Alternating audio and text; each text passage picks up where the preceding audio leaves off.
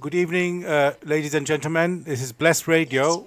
It's the Tuesday night spiritual discussion show. This is Brother Saad in the studio in London. And hopefully I'm going to have Brother Rainer soon. Let me check if he's there.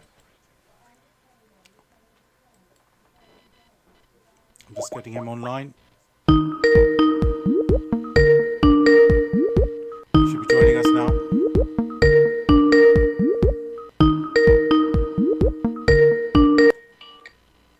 Hello, Brother Rainer, are you there? Hello, Brother Rainer, can you hear me? I think you're there. You can't hear him. Let's get you that. Hello? Okay, while we are waiting for Brother Rainer to get online, I'm going to continue. And so this is the spiritual discussion program. The aim of the show is to introduce you to the Grail message in the light of truth by Abdushin. And every week we have a new topic. The topic for tonight is living a fulfilling life. I would love you to join us. Any questions or comments? As usual, the number here in the studio in UK, it is 079 444 313 66. And if you're outside of UK, it is 0044 79 444 313 66. Can I just check, Brother Rainer, are you there now?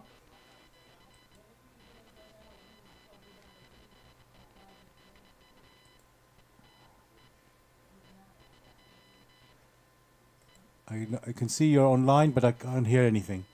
So I don't know if you can hear me. We'll keep trying to get you online. So as always, listeners, the aim of the show is to introduce you to the spiritual knowledge in the light of truth, the Grail message. So what is the Grail message?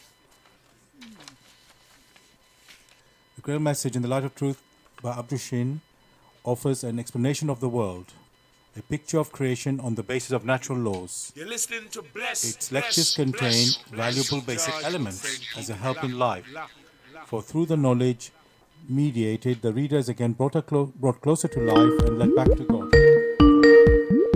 Okay, let me get... Hello, Brother Rainer, are you there? I can hear you. Brother Rainer, are you there? Yes, I am. Oh, okay, welcome to the show. I don't know if you could hear me earlier, but yes, I'm just going to read about the Grail message first, and then we can start with you. So,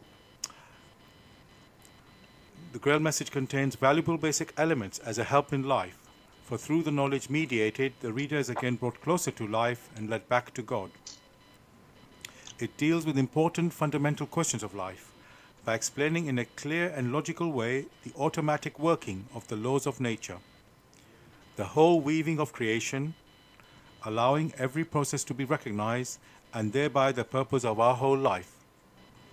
It is directed at the individual and speaks to the innate experiences of the human being, their strengths and weaknesses. Thus, every reader has the opportunity to discover through the intuitive perception if what is stated is the truth. Combining with matter-of-fact reasoning, a complete world picture arises, where there is no separation between the visible world and the great world beyond the five senses, nor any separation between scientific and religious striving for knowledge. I'd like to give you a couple of quotes from the author of the Grail message, Abdushin.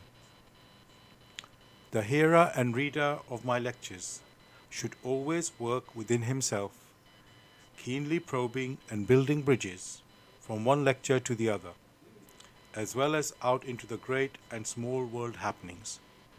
Only then will he be able to understand the Grail message and find that it gradually shapes itself into one complete whole, without leaving any gaps. Again and again, in all the happenings, the reader will come back to the basic features. He can explain everything without having to change even one single sentence. The word of the Grail message lives, so that it permits only those people who really carry the honest desire in their souls to find abundantly. All else is automatically rejected by it. For the arrogant and those who seek superficially, the message will remain the book with 7 seals. And I'd like to give you one more quote from the author, Abrushin. I wish to fill the gaps which have so far always remained unanswered in the souls of men, and which never leave any serious thinker in peace if he earnestly seeks for the truth. So, dear listeners, just to remind you, the topic again tonight is living a fulfilling life.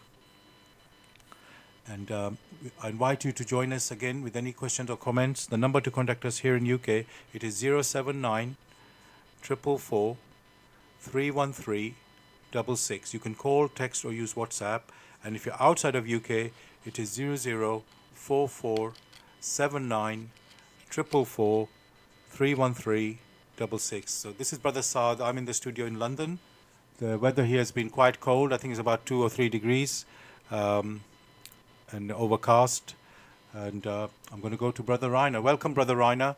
Please tell us where you are and how's the weather where you are. Hello? I think you're on mute. Brother Rainer, are you there? Yes, I am sorry. I was on mute. Okay. Yes, the weather is not very nice here. Pretty awful. Okay. Drizzling, rainy, and quite cold. So you're not better off over there in London. Thank you. We are not that far off. Probably only maybe. No, we are neighbors. We are just about 200 miles at the most, even less, I think. Yeah. So, what are 200 miles today? That's right. And I'm also expecting Brother Gregory to join us. He's running a bit late, so we'll welcome him when he gets online. So looking forward to him. And yes, so with you, Brother Ryan, I'm going to start on this topic, living a fulfilling life. It's such a incredible, when you think about it, it's straight away you feel like uplifted to feel that you can live such a life like that, And, so what I'd like to ask you, what do you think it means to have a fulfilling life, to live a fulfilling life? My initial thought is happiness, but it's much deeper than that, I think. So would you like to say something on that? Yes, of course. But let me ask you first. Yes. To ask such a question nowadays, I have looked at some of the books, some of the Christmas books of a publisher here in Germany, which just comes through the post box, and it was entitled the brochure. It was a brochure in a newspaper, and it was entitled something like "Giving Strength on Your Way Through Life." And then I thought, oh, that's interesting. What books are there really which give strength on your way through life, and what are they aiming for? Is there anything about leading a fulfilled life? And so I looked at some of the titles and I said, okay, the first title was of a book. These are the kind of, those books which pop out everywhere, which give you help through life and are kind of spiritual or kind of this soft, perhaps New Age spirituality. And so the first one of the books in that title, I'm just listing them, the first 5 books. The first one was called "Do What You Like." Then I thought, and the subtitle was "How a Flatworm Shows the Way to Contentedness and Freedom." Then I thought, this is really most marvelous. Are we going to learn from flatworms? So I looked up what a flatworm is. So flatworms are generally parasitic or partially parasitic worms. They have no internal body cavity and lack specialized circulatory and respiratory organs. So they have no lungs, they have no blood circulation. So gas exchange is by simple diffusions. So they have just 3 layers. They have no body cavity, so they can't digest anything. So it's the most primitive a very primitive organism, very early in evolution, which just consists of 3 layers of cells, and they have not this hollow cavity which became our intestines, and we can swallow things and and digest things. So they condensed. So that was the first book. It was a kind of it's almost a cheek to write such a book, but she was quite serious, the author. She thinks she can help humanity by looking at this worm or what it does. And the worm itself is hermaphroditic. That means it has male and female parts in one body. There are a few animals like this, about 0.7% of the species. And so that was the first book. So I thought, okay, this is going really down. If we have to learn how to live a peaceful and a life in freedom from the flatworm, then we have not got, then the flatworm has got further than we are in evolution. So on a more serious note, I mean, that was a serious book, really trying, thinking she can help. And by looking how a flatworm lives, and perhaps we should adapt ourselves to the flatworm psychology. The next book was far from being fulfillment of searching for fulfillment. It was wellness of the brain, how to achieve it. Alzheimer's, brain stroke, and the line underneath was Alzheimer's, brain stroke, and depression can be the fate of anyone. The aim of this book is to highlight the great potential of preventive measures. So those people, far from trying to aim for a fulfilled life, they're already happy if they can keep their brain in order, that it is not subject to those terrible illnesses of today. And that was the second book. So we are far away from anyone. I think that people are just glad if they live healthy and get on through life without those terrible illnesses looming everywhere. So you can see how remote that question of living a fulfilled life is, because that all presupposes that you don't get a brain stroke, or that you don't suffer from heavy depression, or that you don't suffer from Alzheimer's. The third book in the brochure was ADHS in Your Family. This book helps to deal with the burden of children in your family suffering from attention deficit hyperactivity disorder. So those families are really under the burden of those hyperactive children who cannot pay attention for 1 second to anything in the world, who are then failing in school, failing practically in life. So this is the problem you're facing. And you can call yourself happy if you have children which are normal, which don't suffer from hyperactivity and don't suffer from attention deficit. But this is something very far spread nowadays in family. So we are again far away removed from how to find a fulfilled life. And these were all spiritual books. The next book was To Deal Successfully with Anxiety and a Worrisome Mind. The next book was To Deal with Anger and Ire. The next book was called Anger at Work.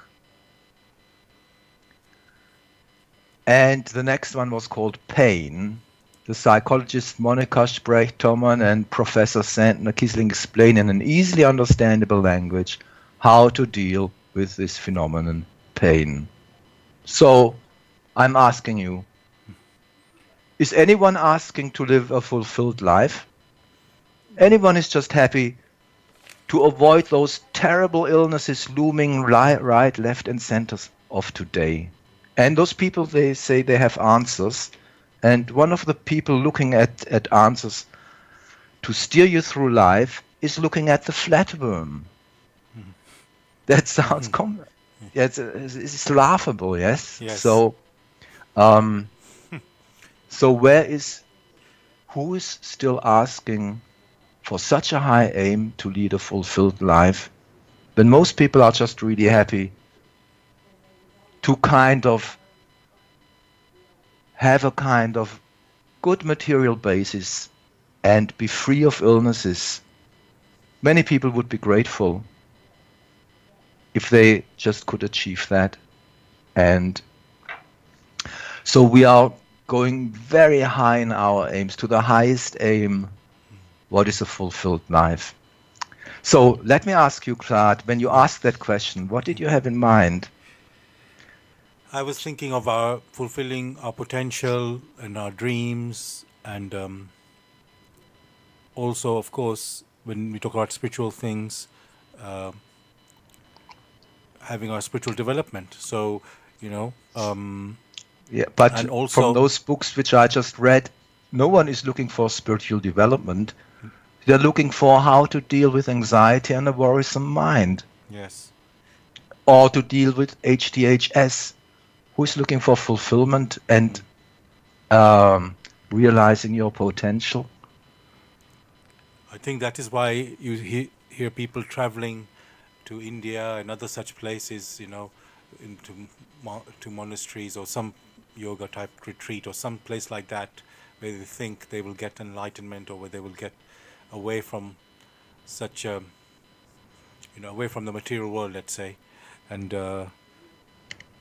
how can I say, just obviously not everybody can travel and do that sort of thing anyway, but some people are thinking like that is the way out for them to avoid, you know, the stress of today's world, because that's what you've really said there, is the how the problems of the world today are so big, you know. Even Yes, you see that, so yeah, overpowering that people just seem, how do I get out of it? And it's really, how do I survive is much more the question. yeah, How can I avoid getting Alzheimer's? How do I can avoid getting cancer? 1 in 3 people have cancer, Alzheimer's. How can I avoid getting a divorce? So it's really a very somber picture we are in today. So if anyone is going to India nowadays, that was the hippies did that in the 60s. yes, They went to India, and the more reasonable people came back rather disappointed, and realizing that was also not the answer. The the Mahavishnus and all the other prophets of the time, which were also the Mahavishnu, you know, of the Beatles, with a long beard, looking very wise and calm and settled, and probably promising how to avoid those illnesses. But today, 50 years on, the things look really dire. But still, that question remains. And living a fulfilling life, of course, would be a wonderful thing. And should we as humanity really give up that hope that we can achieve it? I'm asking you now, Saad. well, I will say nobody should ever give up hope, but the thing is, you know, it just reminds me of the first lecture in the Grill message, what seek ye? Everybody's seeking different things, and as long as they're seeking, you know, and now, because of so much freedom there is in the world, even though there's suffering as well at the same time, people are getting freer and freer, and, you know, they just go after whatever they want, and with the free will you can do that. So, and there's no more, like, there's not a common goal, you know, like, say in the olden days when people had the same religion or same background and teaching, and they were brought up in the same way. Now there's all freedom to choose this way, that way, whatever you want to do. So it's almost, you could not see a hope in the sense of everybody finding a way which will lead them to happiness, because obviously you can't have 1,000 different ways which are conflicting, if I say it that way, can reach to happiness. It's not possible. And so, and obviously none of these other ways seem to be convincing. People are just muddling along. That's what I can see. They don't have any. They're just trying this, trying that. I think because they've lost hope in the teachings of religious teachings of the past. Because they were abused. People abused them, and it was for power reasons. People were holding on to those beliefs. They were imposed on people through power. People in power, and just people have sort of lost, I can say, trust in everything, and it's like everybody's on their own now to find things. So overall, I will say there doesn't seem much hope by people just groping in the dark, really. Just somebody finds something, because you get, let's say, scientific research. You get one day this diet is good for you, then 10 years later or 5 years later, oh no, actually it's not a good thing. They find something damaging in it. Nothing is consistent. Nothing is, that you can be sure it's working. So I think that's the problem. There's no principles. There's nothing, no sort of certainty about anything. And so you could say. But were there ever certainties? I mean, look at the big religions. There are people which are very fundamentalist about, and are they the right way? Did they lead to prosperity, to happiness, to a fulfilled life? No, because in the end they became so rigid that first I will say they lacked understanding of what they were, the teaching they were following. It was a blind faith. They just said this is from God, and this is completely correct, and nothing has changed from the day it was delivered, and they accepted it completely blindly. And then now anybody who tries to move away from that, is going to be prosecuted or be persecuted, really. So it's like, so that is like a blind faith. So of course there's no growth in that. It's just, in fact, you're being shackled. Many people are being shackled, and you can see they themselves, some of those people are, especially the younger generation, want to become free out of that. They, as time goes, those things, the whole thing will start collapsing. We are seeing it actually in all these countries, because they're just holding on to power at the moment. And, just like Russia collapsed eventually with communism, and I'm sure we will see the same, because it is just held, not because they really understand what they're doing, it's just pure blind faith, thinking this is true, this is true, this is true. And there's no concrete sort of foundation there. Especially, for me, what I find is that there are many different, as I said, there are many different spiritual paths or teachings. And then when you get yes, in the basic foundation seems to be the same, which is to do good and help and to grow, and show love. But then where there are differences, rather than seeing, oh, maybe I need to check this before I can just believe in it, they just accept their own teaching that they have without really examining it. And I think that's where the problem is. Not questioning, you should really take on things which you yourself can accept, not something that you've just been brought up to believe. Because that way, then it's your thing. Then you really understand it yourself, rather than somebody, imposing it on you, and you just accept it like tradition, So I think in today's world, that's what's happening. People are exploring things, but they're trying all sort of different things, dangerous things. Some things may be healthy, but they've just got no clarity about how to find what works. We had a topic on how workability. Yeah, that's the big. And that's what I think nobody has been able to discover that. Yeah, that's the big question. What works? What works properly? And the result of a thing which works is a beneficial result. It creates, on a material sense, it will create wealth and well-being, and on a spiritual way, the things which work, or the things which work, will create a getting lighter of the spirit, an upliftment. The skies open above the spirit. Of course, they open first a little bit. It depends where you are. But if you go upwards, the the weight on your soul is being lifted a little bit. With the next step and the next good action you do, it's lifted again until one day the sky opens and the sun comes out, and then you live in the sunshine. And that's really what we do, and that is one of the aims, the foundations of living a fulfilled life. In the first place, you must reach that state that you can breathe, that you live under inwardly, spiritually, under the sun, that the sun shines, and that the path you tread, that this is an illuminated path and not a path of suffering. And religions, many religions, there are of course very, very good things written, like Zen Buddhism, and which I think is a very good thing, and what is written in what is ascribed to Lao Tse.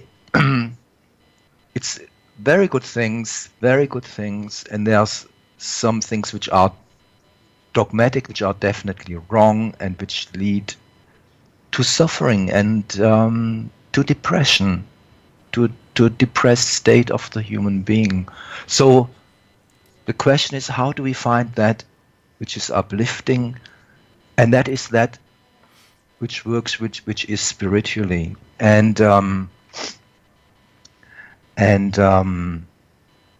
course there are answers like the books I gave. They don't talk anymore about being uplifting. So the big words have somehow faded in the past decades, but in the 60s it was still full of those things, finding the way to the light, and merging with the universe and getting the universal conscience and all those kind of things, with very little knowledge of the human being and what the human being can achieve, and feeling the unity of everything, and you are all, and everything is in you, and all those kinds of things. Since then, the situation has become more dire and very gloomy, and people are very hopeless, and that's why today for Christmas we find those books about what I just read out. How to deal with your children and your family which suffer from hyperactivity and attention deficit, or how to deal with being angry at work, hating your workplace, to deal with anger and ire at your workplace, or anxiety which plagues today everyone, how to deal with that, how do I get out of this state? And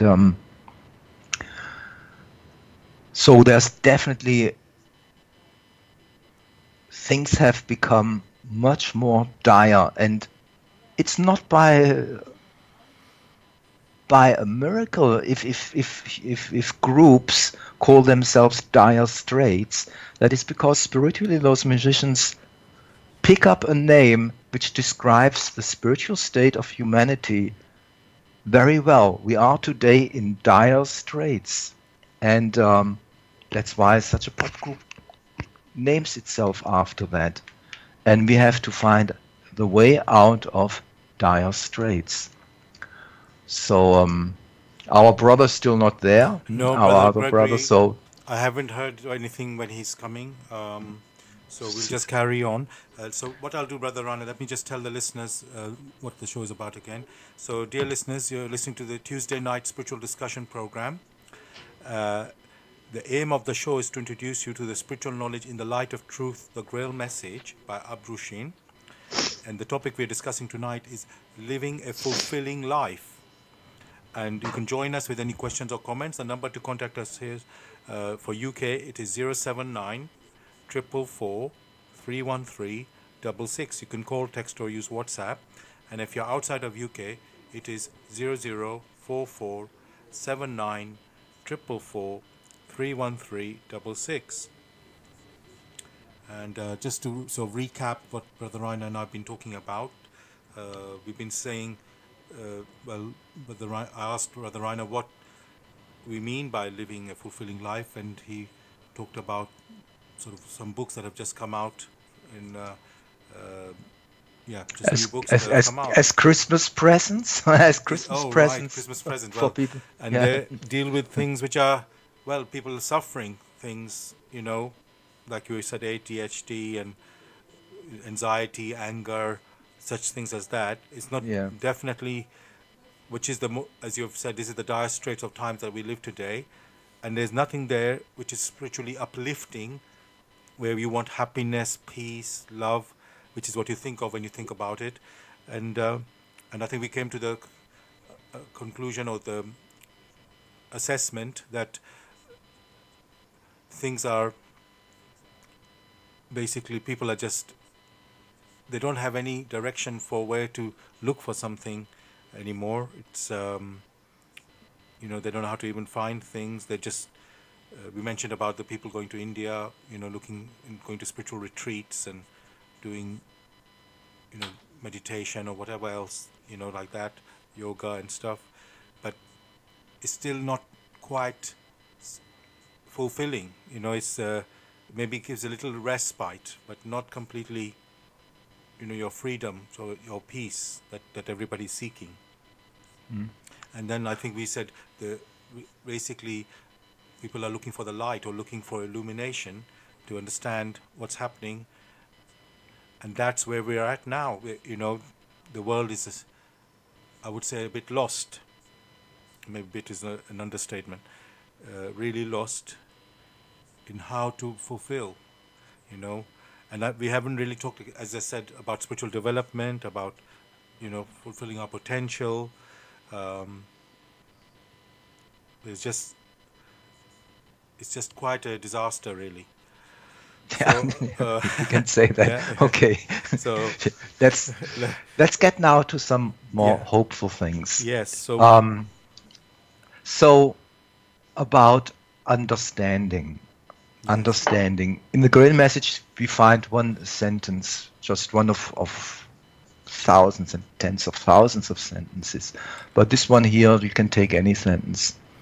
It just says, however, it's a basic condition that you must be capable of grasping everything intended to benefit you.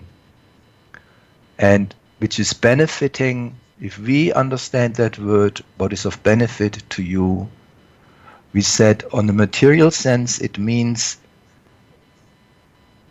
it fortifies your material basis, that it increases your wealth in some way or other, or your comfortability. That is all the technical things, all the purely intellectual work, if it is really applied in the proper sense, should result in some kind of material improvement. And already this, we should really think about it when we think, if it is well applied intellectual activity, it should result in this. Today we have those uprising in France where the people really say, we do not have enough as a material base. We do not know how to make meet ends anymore. We are practically becoming poorer and poorer and poorer with all your global trade and people coming in from all over the world. And they feel frightened and they go onto the street and say, that material basis is a shocking thing if that's missing. But the thing is, we must capable of grasping those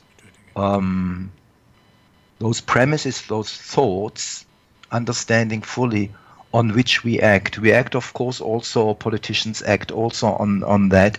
They should increase the welfare of the population materially.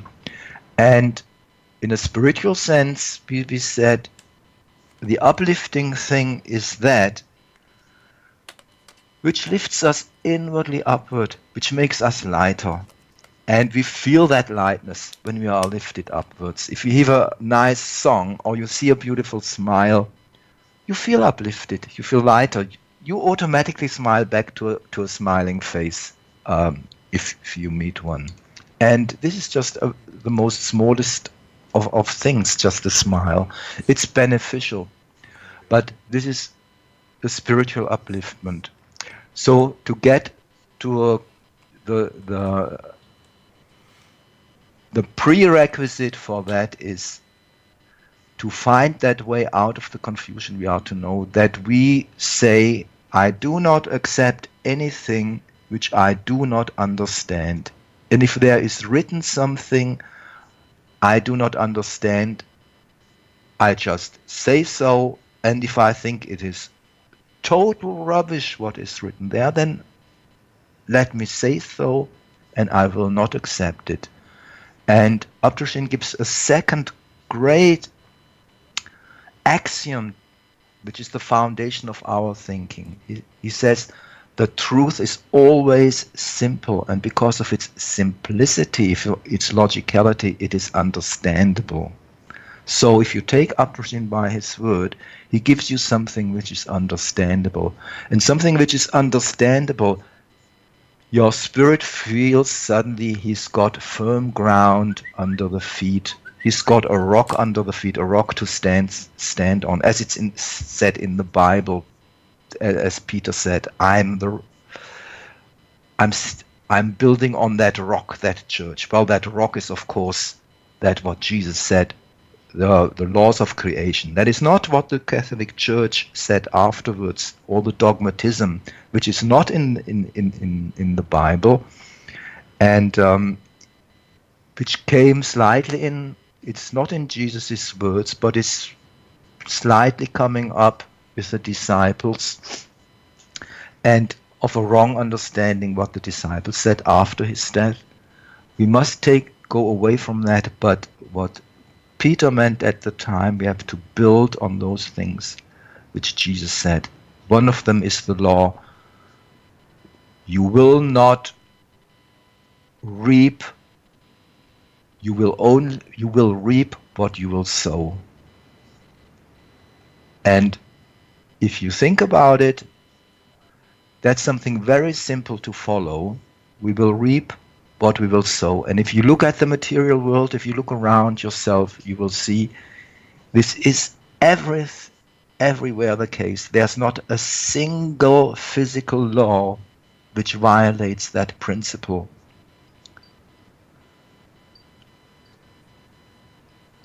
Okay, we've got our visitor. Yes, let me put him online.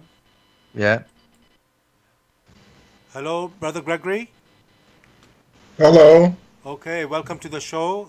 How are you? Thanks. And how's I'm all right. Good, well, and where are you? And how's the weather where you are? It's getting cold in Brussels.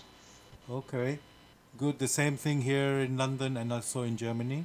So we said we are not far away anyway, maximum 200 miles apart. So it's like, so we always get the same weather. So yes, welcome to the show. Just to very briefly catch you up. So the topic, of course, tonight is living a fulfilling life. And very briefly with Brother Rainer, we talked about what is a fulfilling life, because in the world today, there's a lot of suffering.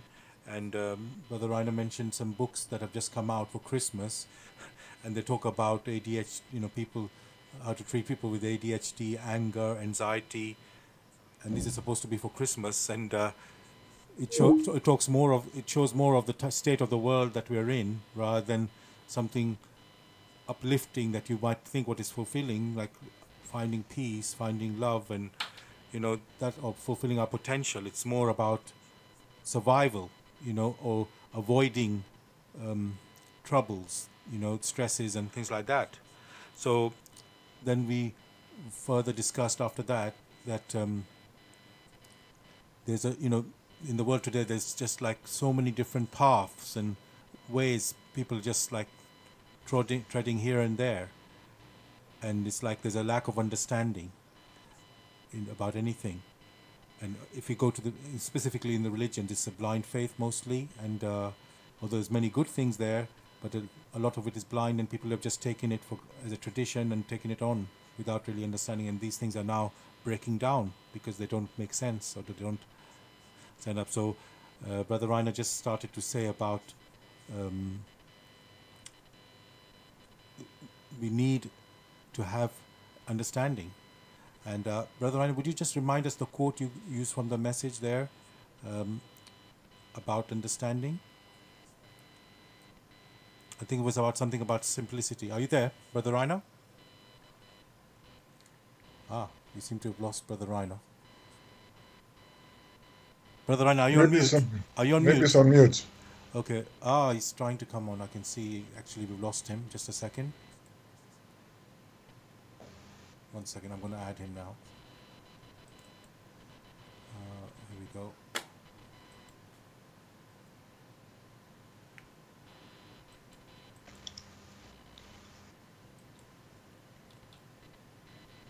Okay, I'm going to get him on now. Hello, Brother Reiner, are you there? Brother Reiner? I can see you were there. Let me just try again.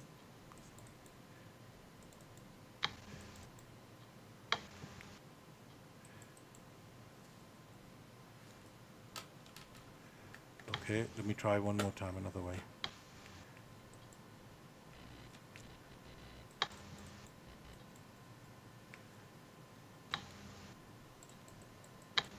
Brother Ryder, can you hear me? I think Let's go on. Let's continue. We'll continue, yes, and hopefully he can catch us somehow. Okay. So, what I'm going to ask you, Brother Gregory, then,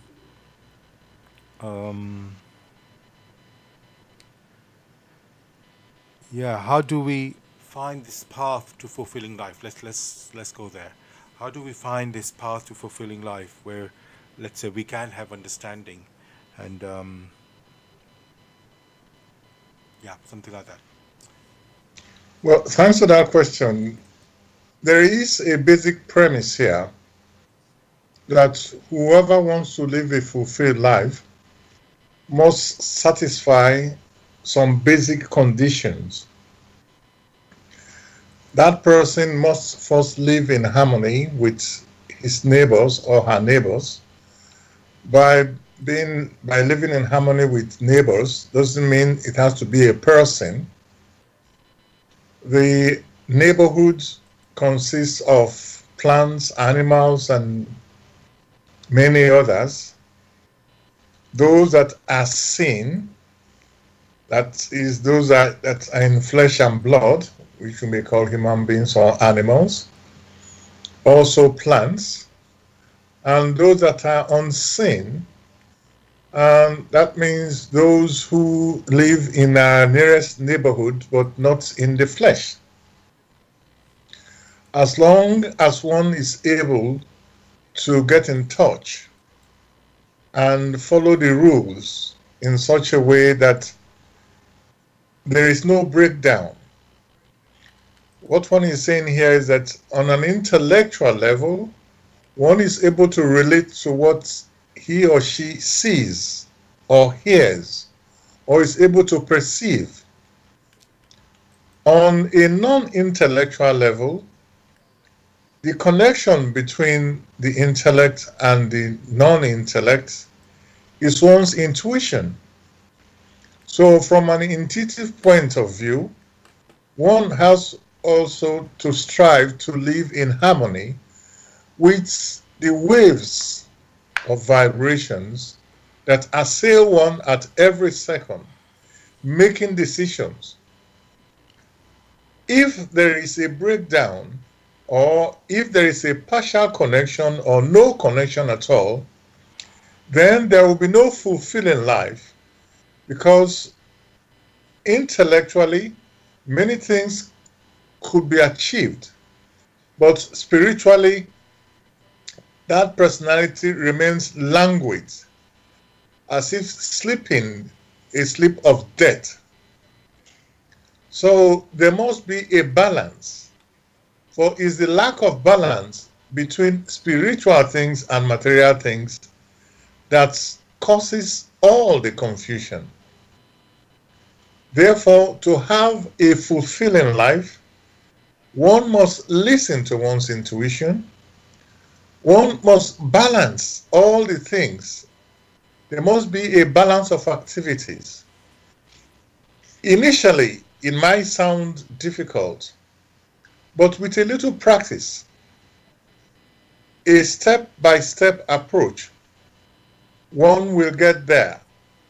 It's not the number of books we read that will take us there, but by listening to one's intuition, one can very gradually, not in a hurry, and as long as one is earnest about it, there will be some subtle guidance in these matters. Thank you. Thank you very much, Brother Gregory. I think Brother Rainer is with us now. Are you there, Brother Rainer? Yes, I'm back. Welcome back. Apologies, I don't know what happened there, but I'm glad you're back now. So what I'd like to continue looking at now, we're looking at sort of the journey or the path to spiritual sort of fulfillment and understanding.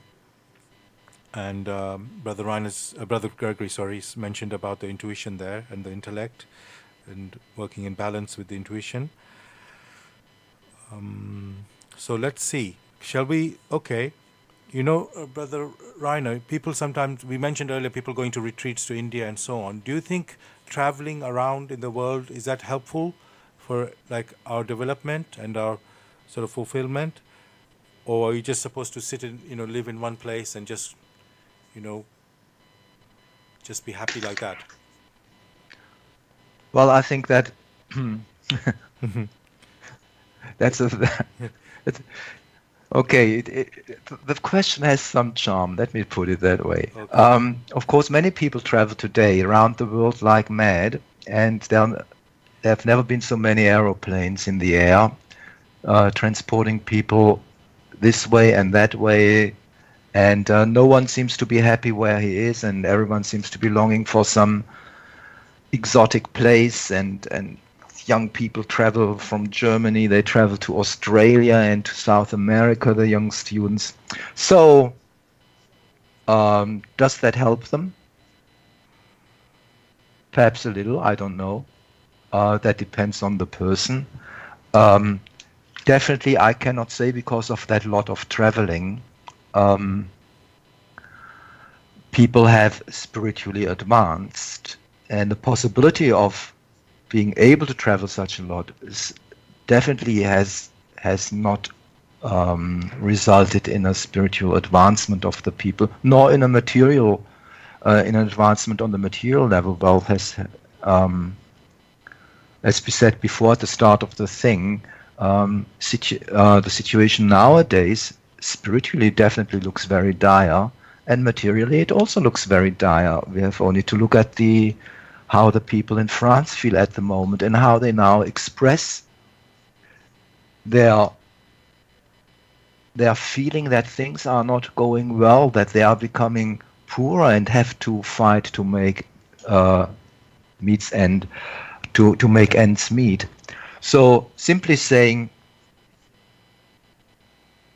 it depends on the person. There's no two ways through life which are identical, and to some, traveling might be very beneficial, and they might learn a lot and gain new perspectives. To others, it might be a complete waste of time. So I think every human being has to decide it for him or herself, if she or he will benefiting from it.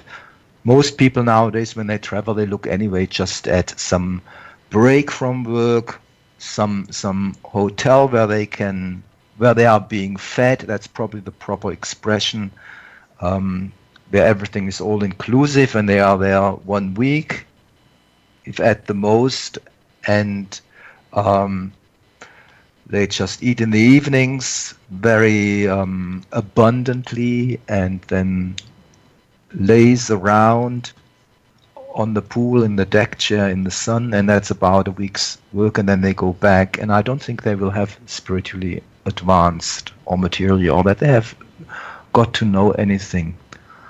But on the other hand, for some people, traveling might be very good and might really enlighten their perspective and lead to a maturity. I mean, we have to consider we are here on earth to experience things, and experiencing things, the experience is not dependent on traveling. I can experience anywhere on this earth, and by the laws of creation I've been placed onto this earth in a certain place, and already that fate has placed me or has put me into a certain place shows that this is the place where I should primarily gather experiences.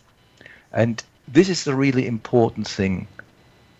What does affect me deeply during this life on earth? And that really is beneficial to you, and that will lead to spiritual maturity.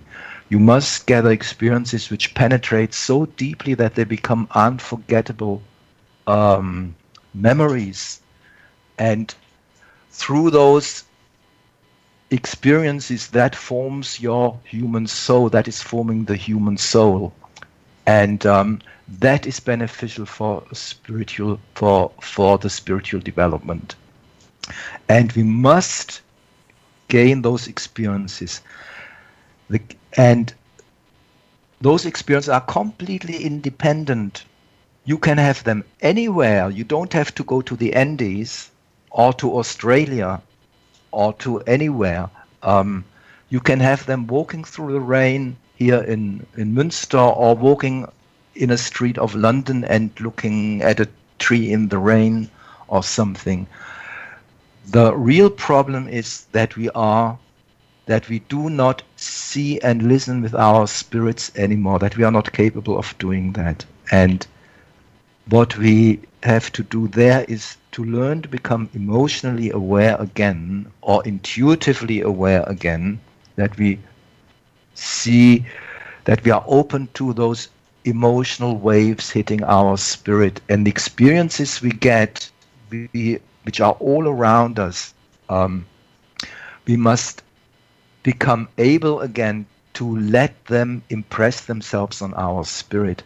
But our spirit currently, that core, our inner core, that does not receive the impressions from the outside world, because they are being blocked by and kept from it by this analytical mind, which immediately starts thinking about it and conjecturing about it. But that intellect, that forebrain, should really pass it on, and so that it's transformed again, so that the spirit can receive it as an impression, and thinks our life should make an impression on ourselves. And those impressions on ourselves, this impressionability which we must gain again, and only through that impressionability we mature those impressions. These are those things which we take with us. That's the only thing we take with us. Those impressions which have impressed themselves on our spirits, these we take as the fruits of our life back into the beyond when we die. We have to leave everything else behind, all the wealth, all the millions I've acquired, and everything what really goes with me is the experiences. And what we have to try to do is to have good experiences here on earth, and mature through those. In fact, that's not quite right. Every experience is good, but we should do good things and be open to experiences. And That's a big task today. The main task of today is to become impressionable again. That those, and our spirit is constantly we are constantly bombarded with impressions. When we open our eyes are bombarded with light waves, with pictures, with images. When we open our ears and when we see things, everything is a bombardment. And we cannot say that tree in the street of London is not as good as the tree which I see in Venezuela or somewhere in an exotic place. Everything can be a valuable impression on your spirit. So the keys, again, that's completely independent of life or of traveling or anything. It is just go through life with an open heart, with your spiritual eyes and ears open, and you will gather experiences through the interaction with other people, through your interaction with creation all the time, and become so sensitive that and allow your spirit being impressed, getting impressions by those things. Those impressions, they are called then memories, and the deep memories, they will stay with you forever, and through those memories you will have matured, and your spirit will advance through those experiences. So when Jimi Hendrix called his band the Jimi Hendrix Experience, he chose that name purposefully because he said, I'm not interested in light music and entertainment. I want to be an experience. I put everything of my soul into that music, and I want people to be impressed. And the real important thing is experience. And so let us hold that really up. That term is really important to gain a fulfilled life. A life without experiences is never fulfilled. And you can travel 1,000,000 miles around the world, and you can fly through the Mars to Mars, and it might be that you have no experiences. It might be that you have traveled just to the village 40 miles further on, and you have gathered so many experiences that your life is really rich. And so what makes spiritually a life rich are only the experiences, and the deeper they are, the better they are, and they shape our spirit and form our spirit, and they really, only those experiences contribute to our spiritual development. And the spiritual core is everything. That is us. The brain, the intellect is just a body, it's just an envelope, flesh and blood, a machine of flesh and blood, a wonderful machine, an exciting machine, and incredibly complex and wonderfully constructed. But it is, in the last analysis, it is just a machine. So, to answer the question, I think it's very clear. You can have experiences anywhere, and its experiences are completely independent from the miles you travel. Thank you so much, Brother Reiner. I'm going to go to Brother Gregory now. Brother Gregory, as we've talked about experiences there, now, you can have success and you can have failure, because the word experience doesn't say what type of experience in it, it just says experience. So, would you say it is fulfilling to have, obviously success is, you could say, is fulfilling, but what about failure? Is that in any way fulfilling? If let's say it is continuous failure, maybe you try something 5-6 times and it just doesn't work, you fail, and would you say that is in a way fulfilling, or should a person just give up on that and just just not pursue?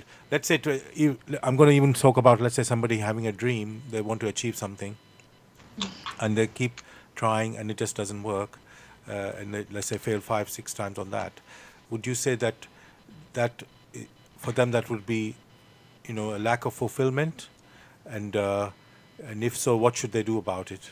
So basically it's about failure. Is that something helpful, or is something we should just see the failure for what it is and just walk away from it? That's to Brother Gregory. First, it is the wrong attitude towards challenges that is the failure. As long as the attitude towards challenges is wrong, then there will be failure. If the right attitude towards challenges is there, then there is no failure. Then, whether it be joy or sorrow, that helps to have a strong imprint that bypasses or that goes straight from the intellect to the soul of man. Experiences doesn't mean it has to be here on earth alone. Experiences that have strong impressions on the spirit can be acquired here on earth and even after one's departure. So one should have a holistic view that challenges that come our way are put there, or through our activities we have caused them to come so that we can mature.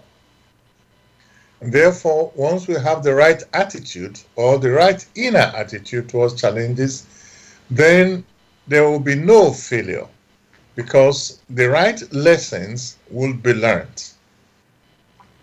Thank you for that, Brother Gregory. So following from that, Brother Rana, I would like to say, does that mean we should now, enjoy every moment? Which, people say live life to the full.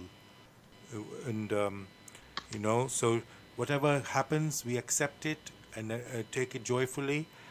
Or should it mean that, basically, or should we just... My question to Brother Gregory was actually to change course, but Brother Gregory said that that's about attitude. Actually, if your attitude is right, you will actually be. You won't look like a failure. It'll be a step in the right direction. Mm-hmm. I mean, okay. We said both before that the central thing is experience. And through experiences we shape. There are bitter experiences, but we learn through those too. And there are experiences which are more pleasant, more beautiful. Of course they are, but it does not mean that a bitter experience is not beneficial for us. Just it is experience because it shows that we have been wrong or something else has been wrong. If we reap bitter experiences, we know that we somewhere have violated the laws of creation. That's the other big central term with Abdursheen, violating the laws of creation. If we do that, we will reap bitter experiences. And we had before, I mentioned the books like ADHS in your family. If we reap ADHS and have this bitter experience of a child in our family suffering from attention deficit hyperactivity disorder, then this shows we have reaped something which we have sown, because we won't reap anything which we have not sown. This is also a law, and I can think in those laws. And I have been wrong, but this is a very good experience, because it teaches me I have been wrong. I've got children which ADHS, so I must be wrong. I must change my ways. The same thing if I get a brain stroke, or if people get Alzheimer's brain stroke, or are depressed, what I said before, this other book, Wellness of the Brain, or Being Well in the Brain, I tried to translate it myself. We suffer from these things, and they might be very bitter experiences. I mean, might be very bitter experience for knowing suddenly oh, I've got Alzheimer's. A devastating experience. But those experiences are beneficial for us. And we have sown them. And if we come to that clarity that we have sown them, and that those bitter experiences we have to make really are the necessary things so that we will amend our ways. And the thing is just, if you read the Grail message more and more, you will trust in the end into those laws of creation. You will be convinced that if I adhere to those laws, if I take them into consideration in everything I do, I will have a good working marriage, and I will probably lead a life where I can keep the illnesses at bay. I might not succeed completely, but it will become better and better. And but I must, with my full strength, try to adhere to those laws. And first, before I can adhere to those laws, I must study them. I must understand them, and they are understandable. There is nothing in the Grail message which is not understandable, and you will feel the depth in it. You will feel an incredible depth in it, because you will almost feel the singing of creation underneath, the big harmony of creation in those simple laws Abdushin explains. So there is not such thing as a bad experience. And of course, the question you mentioned about living life to the full, that's a silly thing. I mean, living life to the full has been put forward by the darkness as some luring thing. The Dolce Vita. Live fast, do everything, go racing cars, go bungee jumping, travel 5 times around the world in a week, and living life to the full. You have nothing. You have not real experiences, or you have experiences which perhaps in the end you will feel how hollow the whole thing is, what you try to pursue. If you do not pursue also a spiritual gain through what you do, you have nothing. You have just entertainment. That was the big book. I mean, in our culture here, in the white man's culture, the Western culture, there's a famous book, and it's the story of Faust, which is a professor who thinks he knows everything. He studied everything. He's right at the top of his profession. He's professor, very well paid in a big university, and suddenly he feels he's overcome by a feeling of futility. What do I know really? I mean, it's all rather stale, and this knowledge I'm having, and apparently people acclaim me, and I'm celebrated as a big scholar, and he starts questioning the thing, and then the devil comes, the devil Lucifer. I mean, he's called Mephisto in the book, and you can read it, Faust, and the Mephisto comes and says, well, let me show you a few things. And he just shows him a licentious life, and all the things darkness has provides a spirit who feels the emptiness of life and the voidness of life to lure them away. And he says, okay, why don't you try sex? And he goes to wild sex parties with witches.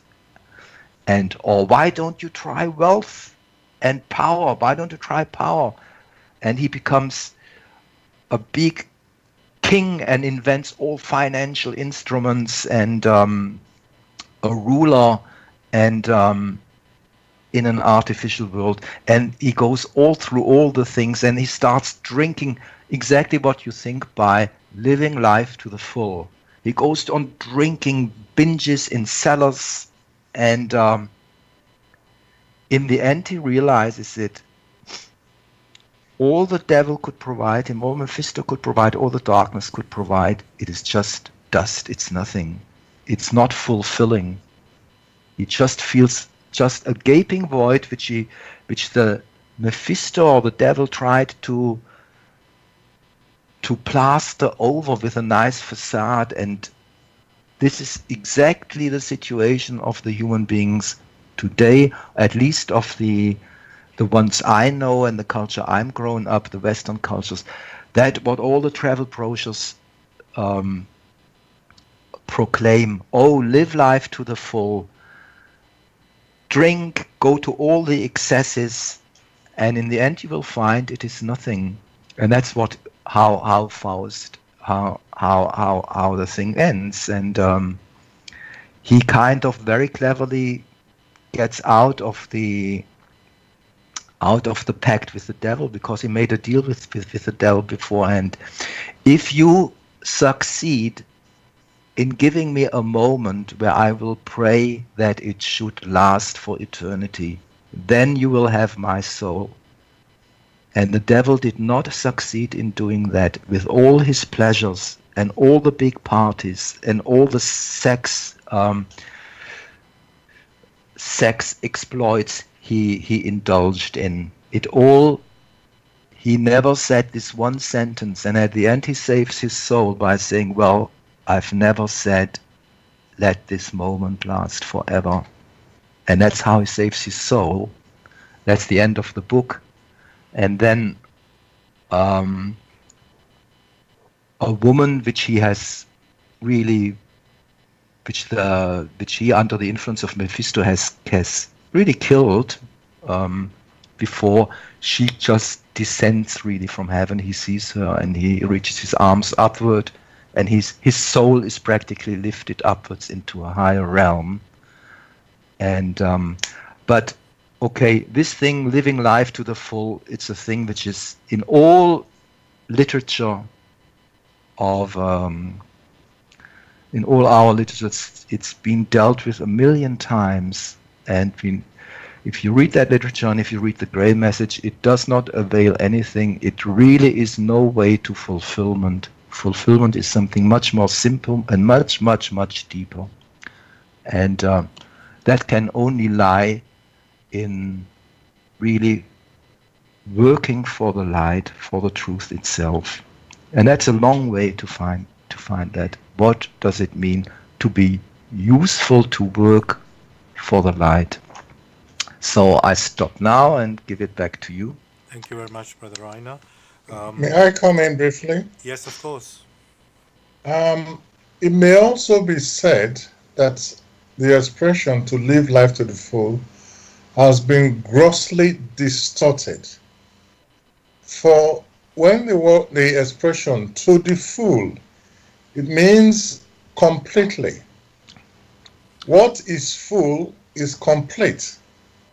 It's not one-sided. So to live life, life itself is of the Spirit. All others are just channels through which experiences have to reach the Spirit.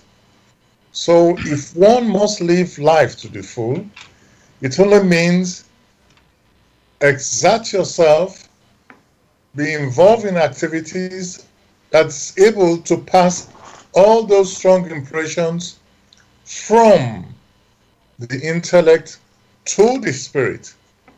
That can only be the way to live life to the full. Else it could be a one-sidedness.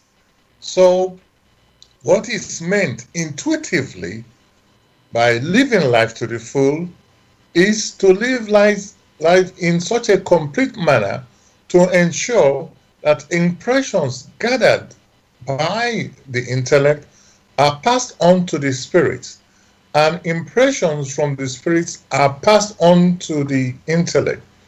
This is the complete channel. This is the full channel, and it is the spirit that is alive and therefore lives. Whereas the other interpretation, which has been grossly distorted, one can now say that it doesn't make any sense to be one-sided and one is living life to the full. Far from it. In fact, what they meant was live life in a one-sided manner without responding to the returns of what comes back to the spirit. That is what I think many should consider. When it is said to live life to the full, it only means to ensure that experiences which are gathered from without are passed back to the spirit for maturity, and experiences which the spirit has had can also be passed out. So we now have a complete cycle. That is the fullness of living, and that is living life to the full. Thank you for that, Brother Gregory. I want to continue with you, actually. When Brother Aina answered that question about living life to the full, he talked about the earthly or material enjoyments that people are after, and then, but then they're neglecting the spiritual development and spiritual thing that really brings you fulfillment. So what I'd like to ask you, Brother Gregory, is about what are the spiritual fulfillments, or what are the spiritual things that we need to do, actions you can say, that will bring us the fulfillment. So, you know, is it like reflecting? Is it like praying? And what sort of, because when people think about the spiritual, this is the ideas that people have. So, yeah, what is the thing that will bring the people spiritual fulfillment? That's what I want to ask you. The question one may reframe, is the goals that one has. And when, with regards to the spirit, a spiritual goal can only have a spiritual ending, and must lie in its own homogeneity in this spiritual kingdom. All else here on earth only go along that way to strengthen or to pass the necessary experience here in the world of matter towards the spirit. And let's take take a simple example, patience and understanding. You can take another one, love, spiritual love, always giving, always striving to understand the challenges of one's neighbor. There are many of such which the spirit needs in its understanding, in its maturity. Therefore, one cannot just put it in a one-sided manner.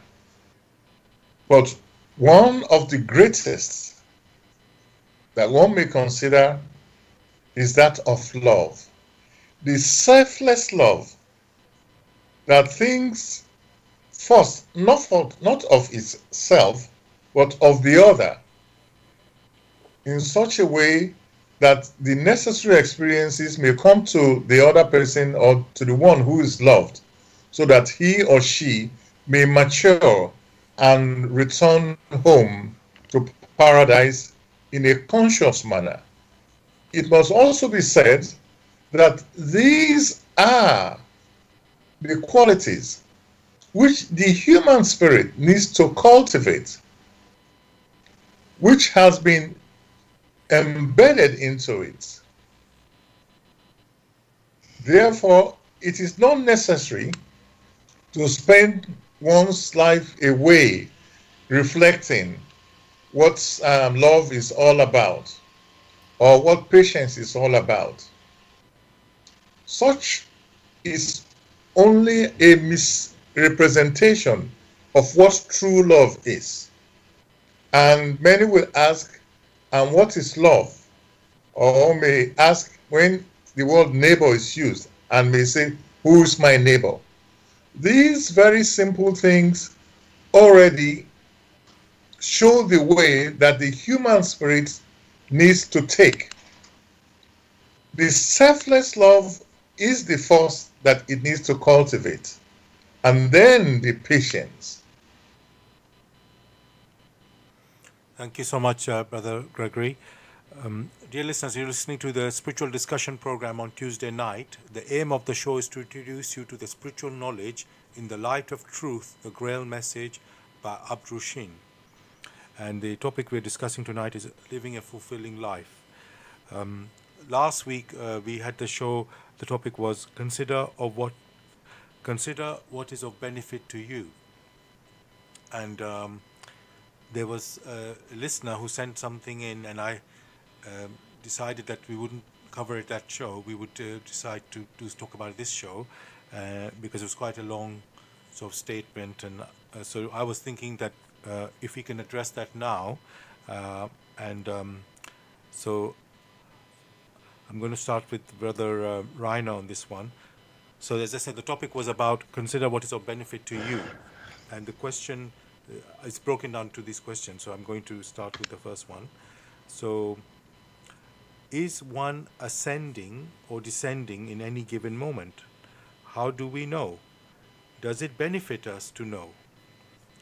So, I know it might seem a bit out of context for this show, but I think it might be just good for the listener to have something about this. So, well, in fact, I think what you will realize is what you said in the when you read out the quotation at the start of the broadcast.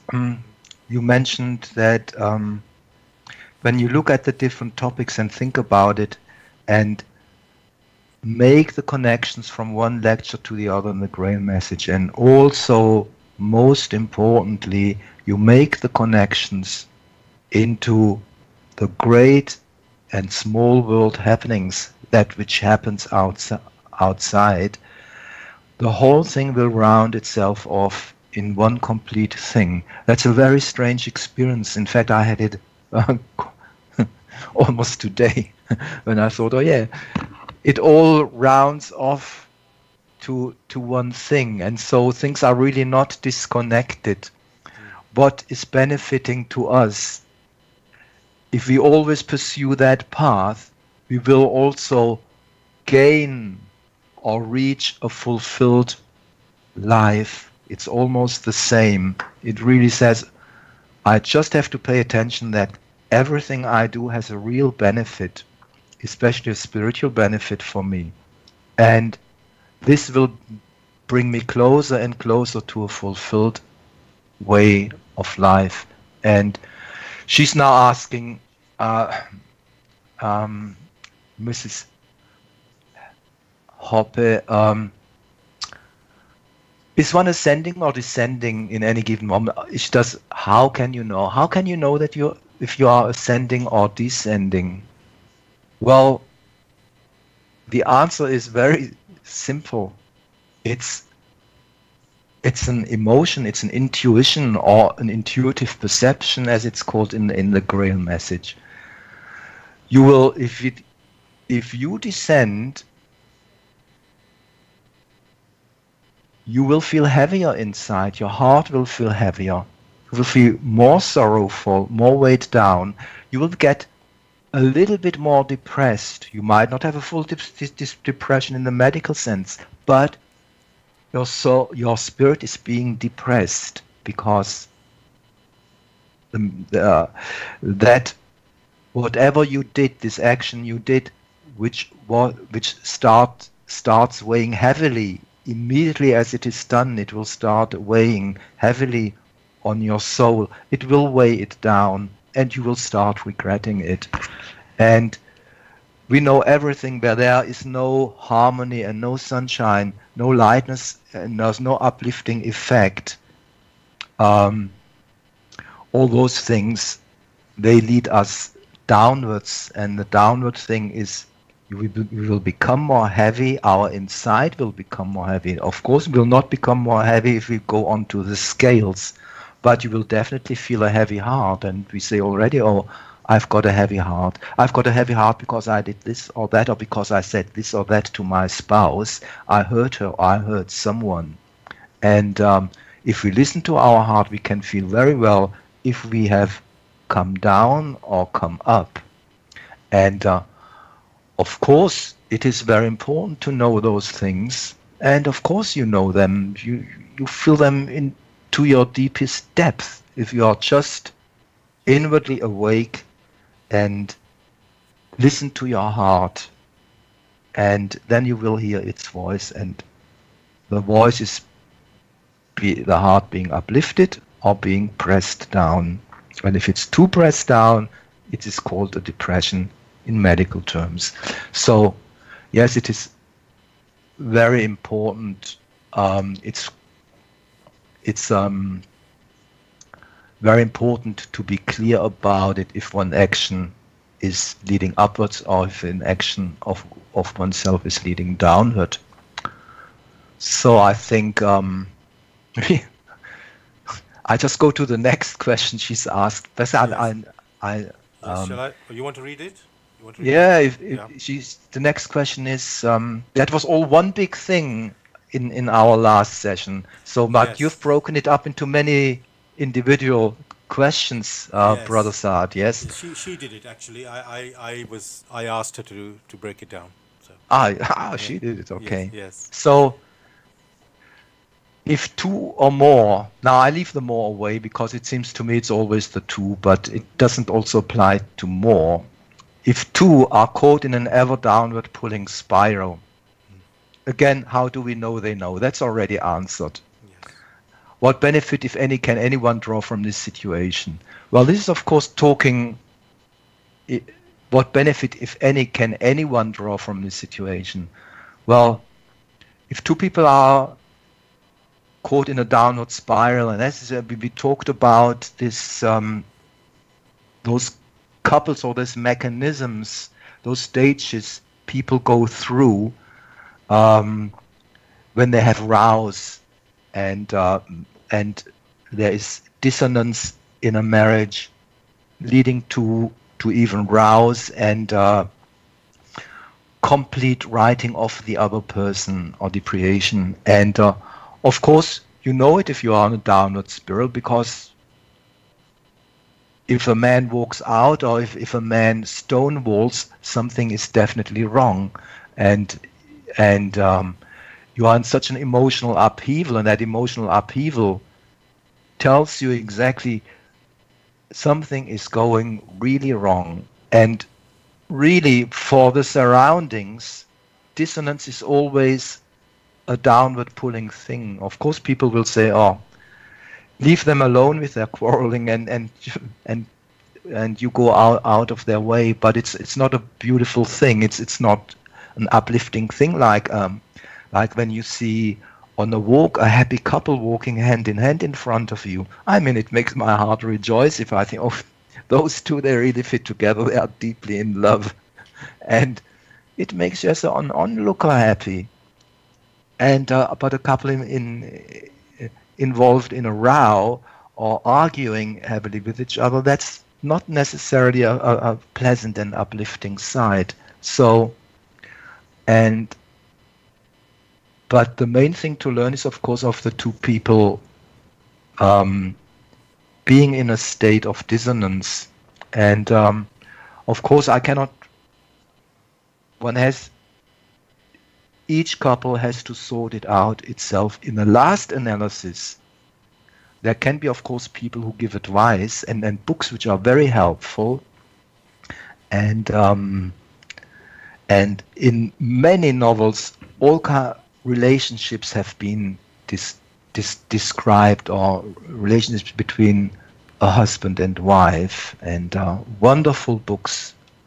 I just want to mention Edith Wharton and Age of Innocence, or such things, when all kinds of when marriage is really depicted, which goes a little wrong, or not the marriage is going wrong, he realizes he's not married the right person.